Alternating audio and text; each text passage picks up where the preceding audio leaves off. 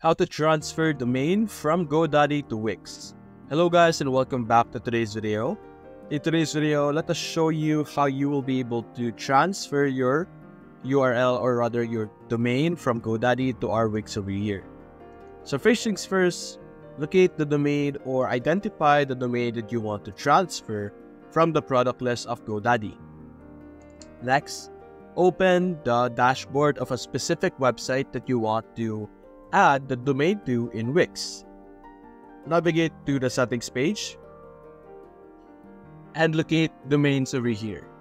Simply select domains, and then after that, we should be able to see the page where you will be able to connect your domains, as you can see.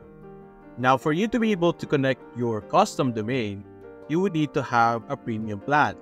And of course, you will need to upgrade to any of these options over here.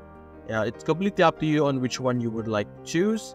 But after buying a specific domain or a specific upgrade, you will then be able to connect your own domain that you have already bought. So that's basically it, guys. If you enjoyed this video, leave a like and subscribe. Thanks for watching.